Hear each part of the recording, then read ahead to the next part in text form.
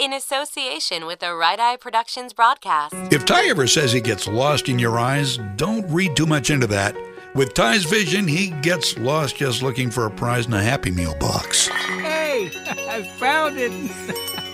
Live, love, laugh. It's Ty time. It's Ty time. It's Ty time. It's Ty time.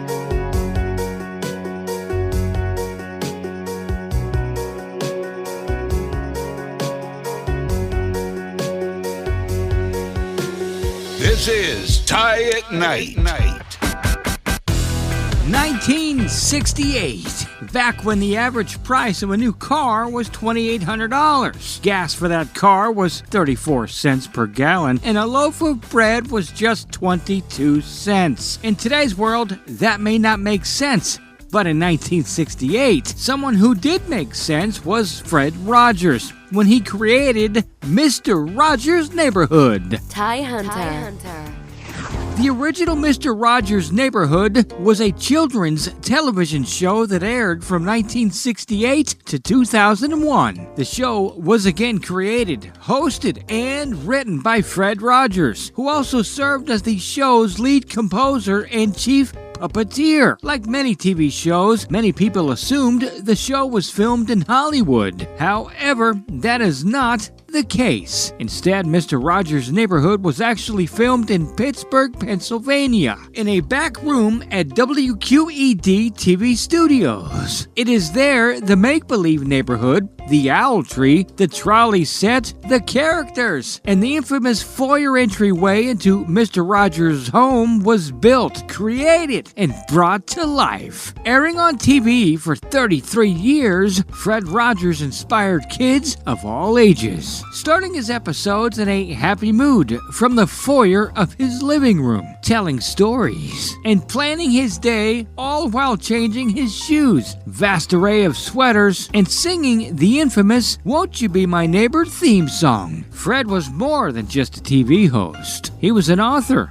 producer, and Presbyterian minister, having a single mission each day of bringing people together by simply spreading joy. A few stats and fun facts about Fred Rogers: he composed and wrote lyrics to more than 200 songs. Yeah, he began playing piano at the age of 5, earning a bachelor's degree later on in life for music composition at Rollins College, where it is there he met his future wife. Fred also responded to every fan letter, receiving nearly 100 letters every day. Quote, he respected the fans who wrote those letters, assistant Heather Arnett told the Pittsburgh Post-Gazette. Back in 2005, he never thought about throwing out a single drawing or letter. They were sacred. Rogers also studied child development and consulted with experts for the show, who helped shape Rogers' ideas on how to connect with the children through the show. Fred Rogers' mother hand-knitted all of his sweaters. Most people may not know that Rogers